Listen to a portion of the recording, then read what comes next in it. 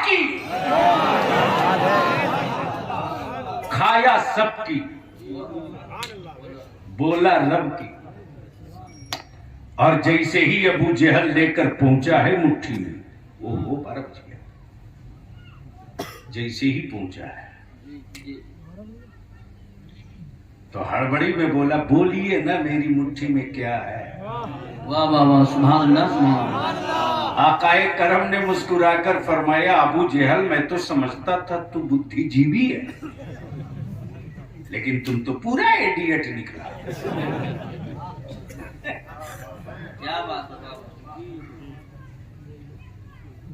बड़ों से बड़ा सवाल कर लेके चलाया मुट्ठी में, बोलिए न क्या है। मैं बोलूं या तेरी मुट्ठी बोल दे, मैं क्या हूं। सुभान अल्लाह, वाह वाह वाह वाह, जिंदाबाद जिंदाबाद। तो अबू जहल तो इस गुरूर में था कि खाया मेरा है, जी बोलेगा तो मेरी, जी। लेकिन इशारे अंगुश्ते नबूवत हुआ। सुभान अल्लाह। बरसों, जी एक दो रोज नहीं, जी। बरसों जिन्होंने सजदा किया उनके सामने कभी खसका भी नहीं। वाह वाह वाह वाह। लेकिन यहां मुट्ठी में घूमने लगा,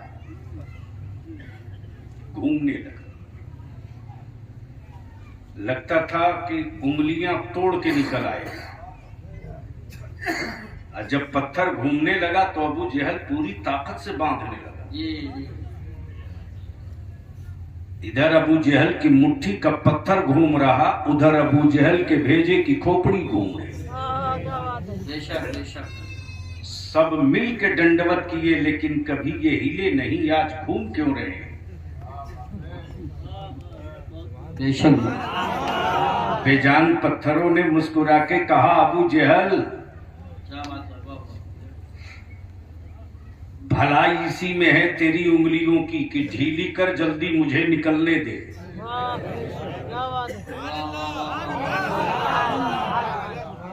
मैं जहां लेकर जाना चाह रहा हूं जल्दी से पहुंचाना चाहते हो तो रंग में आ जाओ, रंग में आ जाओ। अबू जहल जल्दी उंगलियां ढीली कर वरना तोड़ दूंगा। इस अबू जहल की मुट्ठी के पत्थरों ने,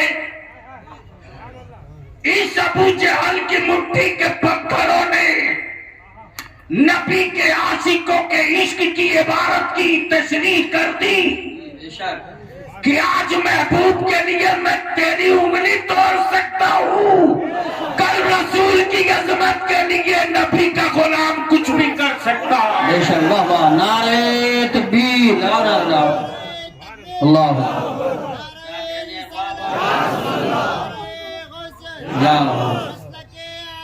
जिंदाबाद जिंदाबाद जिंदाबाद। अल्लाह। आराम से बैठ लो। एक बात बताओ, इतना बड़ा मजमा है, तकरीरें खूब हो, जलसे खूब हो, लंगर खूब खाओ, और कुछ फैसला करके न उठो तो बोलो वो जलसा कामयाब की फ्लॉप। जोर से बोलो, कामयाब की फ्लॉप। तो क्या चाहते हो, फ्लॉप करोगे या कामयाब करोगे? कितने लोग कामयाब करने वाले हो, जरा हाथ उठा दो। अरे उठाकर रखो, इतनी जल्दी थक गए। माशाअल्लाह।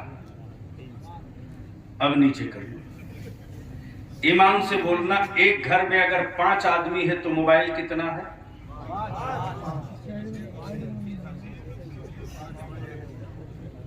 है ना? अच्छा, ये भी कमाल की बात है सैयद साहब, जो लड़का 1 रुपया नहीं कमाता वो सबसे कीमती मोबाइल रखता है, और एक नहीं 2-2 रखता है। अगर पूछिए कि क्या कर रहे हो तो बोलता करता तो कुछ नहीं हूं, लेकिन फ्री भी नहीं रहता।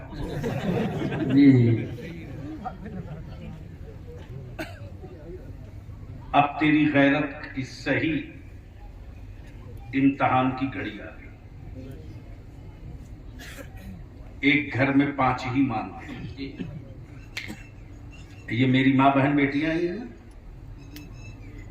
बाखुदा जिस दिन ये मेरी बेटियां संभल जाए, अल्लाह मेरे बच्चों को सुधरने के लिए किसी के ताबीज की जरूरत नहीं पड़ेगी।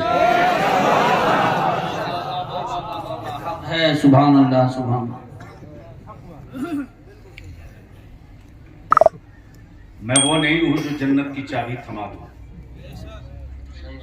मैं तो उनको ढूंढ रहा हूं जो बाप की प्रॉपर्टी समझ के दे धड़ाधड़ बेचे जा रहे हैं। सैयद साहब, मैंने भी सोचा था एक जन्नत खरीद लूं। मैंने भी सोचा था,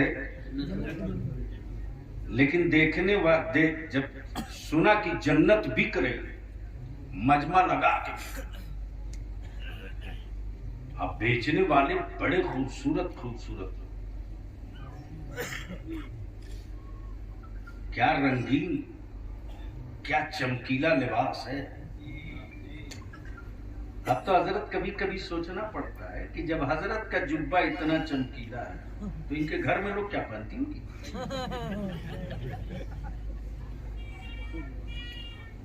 नशा से बाहर निकल मेरी जमात का नौजवान।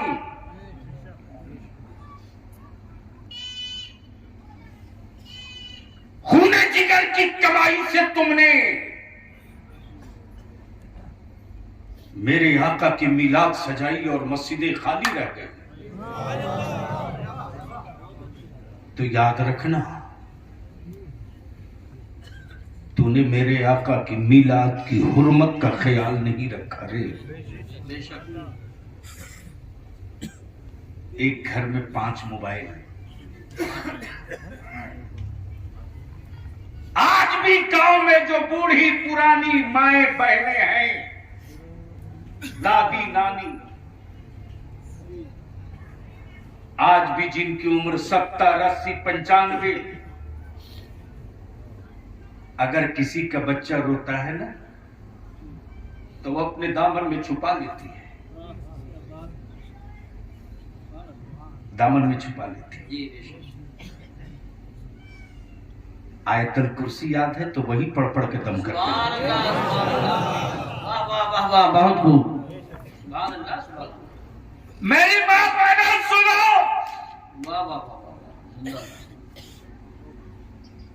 जब तेरे वजूद में औलादे ठहर जाए तो कितना हो लजीज खाना हराम का टुकड़ा हो जूतियों से मसल देना। बेशक, क्या बात है। वाह वाह। अगर जिंदगी है तो बोल के बता, जिंदगी है तो बोल के बता। अपने शौहर से पूछना, तुमने ये जो लाया है मिठाई या सामान, ये किस पैसे का है। हराम के टुकड़ों की, हराम के सिक्कों की हमें रोटी नहीं चाहिए, नहीं चाहिए। जायज कमाई की नमक रोटी खा के औलाद पाल लो की शिकल में। सुभान अल्लाह। अपने शौहर से दो तुम पूछना कि तुमने जो लाया है किस पैसे का है। अगर शराब की दलाली का हो तो जूती से मसल देना, मसल देना।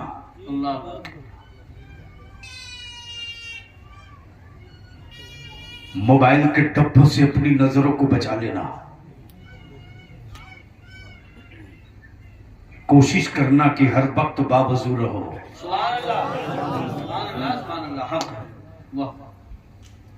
अपनी जिंदगी का मशगला बना लेना कि रोटी भी बनती रहे, मुस्तफा पर दरूद भी पड़ती रहे। माशाअल्लाह। बलिया भी कहता, अगर तुमने इतना वजीफे इश्क करके औलाद पैदा कर दिया तो वो उसे इस्लाम की तारीख पढ़ा करके सुना करके कहना नहीं पड़ेगा कि तुम हुसैन के गुलाम हो, तुम हसन के आशिक हो, तुम गौसे आजम के गुलाम हो, बल्कि इतनी पाबंदियों के साथ जो बच्चा माँ के शिकन से निकलेगा उसकी आंखों की चमक चीख चीख कर कहेगी, सूरज से आंख टकरा लेना, इस बच्चे से आंख मिलाने की लड़ाने की गलती मत करना। बेशक बेशक सुभान। लेकिन हजरत क्या लानत आ गई है मेरे मोहल्ले में, बच्चा पैदा होने के बाद अगर रोने लगा तो किसी की तौफीक नहीं होती जो बच्चे को गोद में लेके दरूद पढ़ दे, आयतुल कुर्सी पढ़ दे, बल्कि तुरंत माँ फट से मोबाइल में गाना लगा के कान की किताब रख देती। बोलो सही है कि गलत? जोर से बोलना, जोर से बोलो ना। और तुम भी मर्द हो,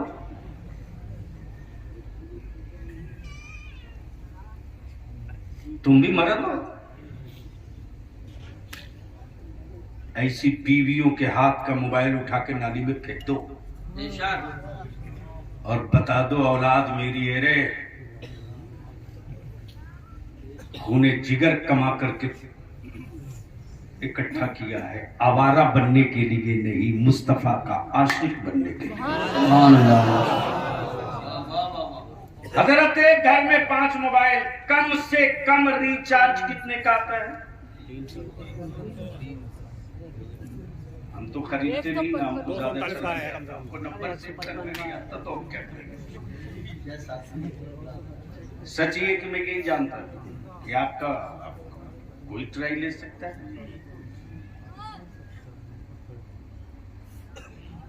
तो एक घर में 5 मोबाइल, कम से कम रिचार्ज कितने का? 1500 जोर से बोलो ना, कितने का? 1500 155 वो बीपीएल वाला होगा।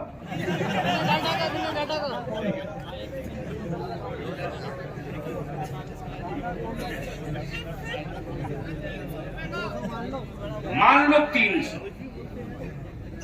कितना? जिसकी कसरत उसकी बात। लोकतंत्र में यही मेयार है। कितना? 300। तो एक घर में 5 तिहाई। गरीब तुम हो, लाचार तुम हो, मजबूर तुम हो, रोते तुम हो, बिलखते तुम हो, और हर घर में 1500 रुपये के मोबाइल का सिर्फ रिचार्ज होता है। जी जी बोलो सही है कि गलत? जोर से बोलो ना, जोर से बोलो ना। मैं जानता हूं बोलने में शर्म आ रही है, चूंकि कड़वी है जो तेरी नस्लों को असर करेगी। जी जी बेशक सही। बलिया भी पूछता कि अपनी औलादों को आवारा बनाने के लिए, अपने घर के माहौल को परागंदा करने के लिए जी जी हर महीने 1500 रुपया तुम इंतजाम कर सकते हो, लेकिन तेरी मस्जिद का इमाम, तेरे मकतब का मुदर्रिस,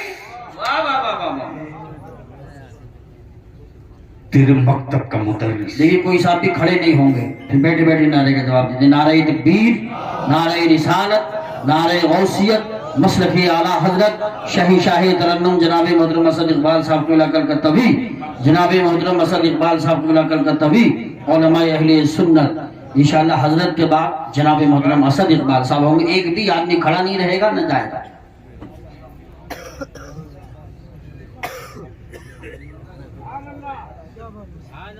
बस 2 मिनट, मैं तो इन्हीं का इंतजार कर रहा हूं।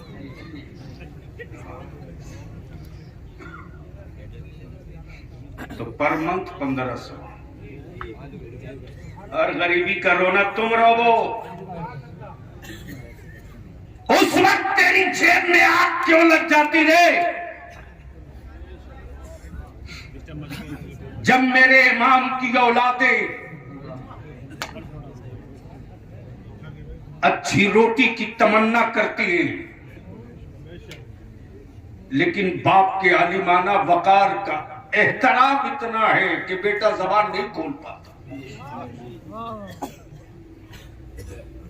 और लिख ले, जिस कौम का मजहबी रहनुमा भिखमंगा होगा,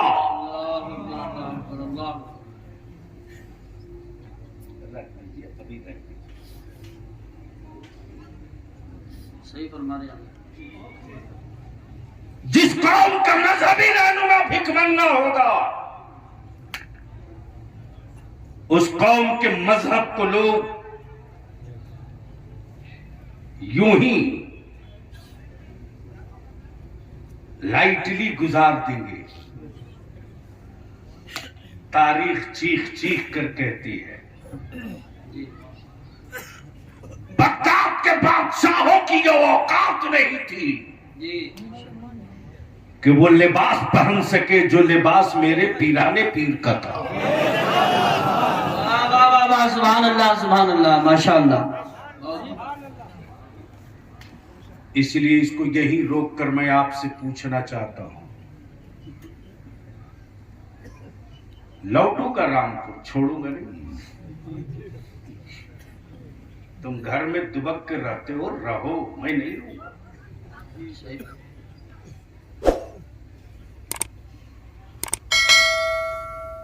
पत्थरों से चोट खाया भी जाता है, चोट दिया भी जाता है, लेकिन अफसोस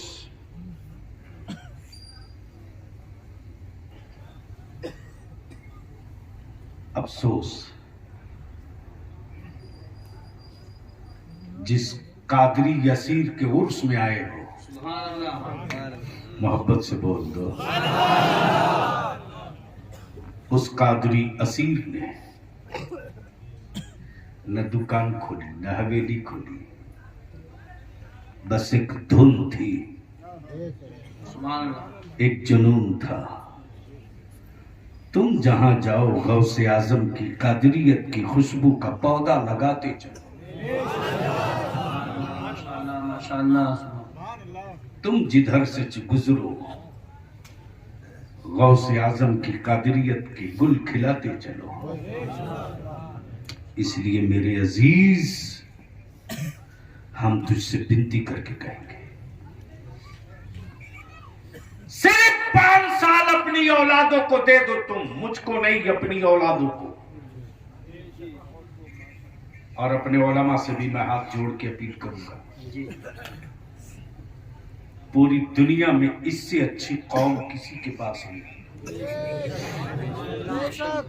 सुभान सैयद साहब, बलियाबी तो कभी कभी भपक के रोने लगता है। मेरे साथ 1.5 दर्जन एमपी गए थे, मैं भी एमपी था,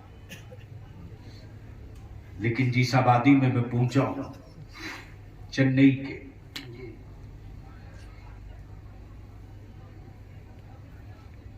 हजरत सैयदना अय्यूब अंसारी रदियल्लाहु ताला अन्हु के मजार शरीफ से हाजिरी देने के लिए जब लौटा हूं होटल पर, मेरी कौम के जवानों को पता चला बलियावी आया।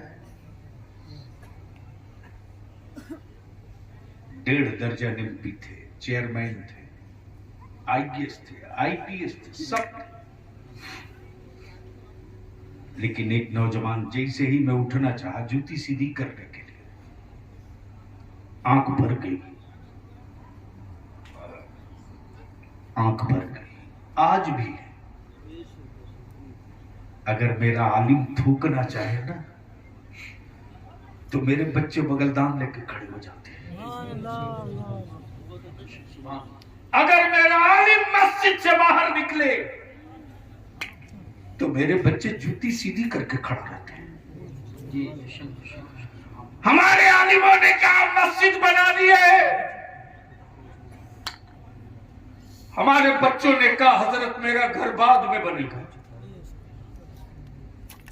ये 20 बोरी 10 बोरी सीमेंट मेरी तरफ से ले लो।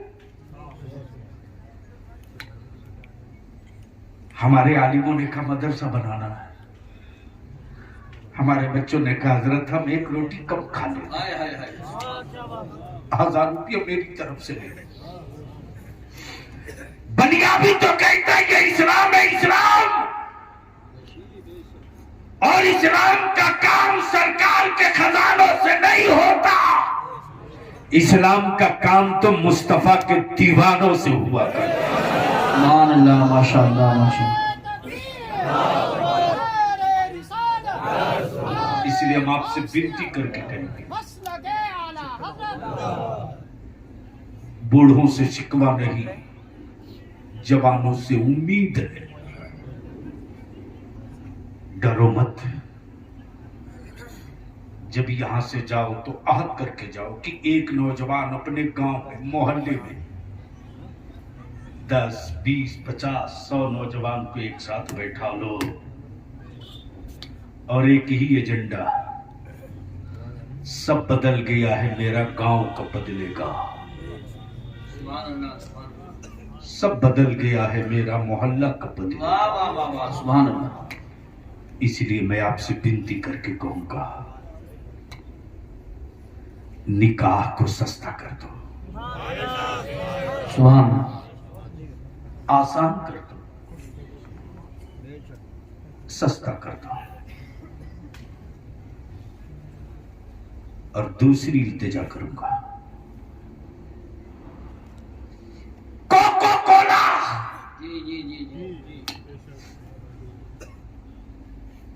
कोई फ्री में दे तो उसे जूता धुल लेना, अलग के नीचे मत उतारना। बेशक हक। और अभी तो इब्तदाई इश्क है,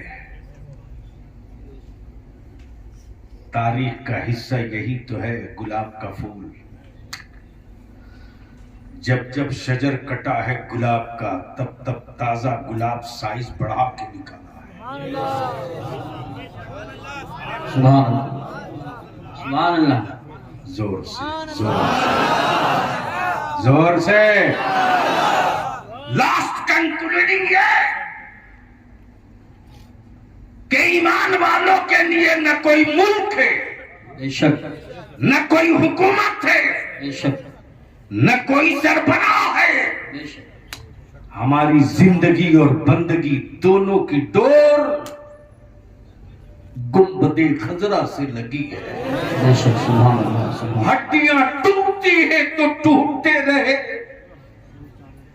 मुस्तफा के रोजे से हमारा रिश्ता न टूटने पाए। बेशक, बेशक, सुभान। और यही वजीफे इश्क मेरे आला हजरत ने जमाने को दिया, सुभान अल्लाह, सुभान। और ये घुट्टी में पिलाया है।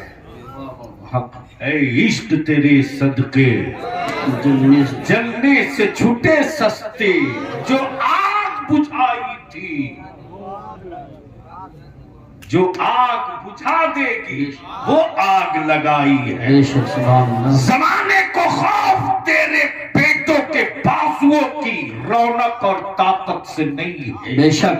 कुफ्र जब रिसर्च किया तो थक कर यही आकर दम तोड़ के बोल पड़ा, सबसे पंगा लेना नबी के आशिकों से पंगा कभी मत लेना। वाखिर दावाना अनिल हम्दुलिल्लाहि रब्बिल आलमीन।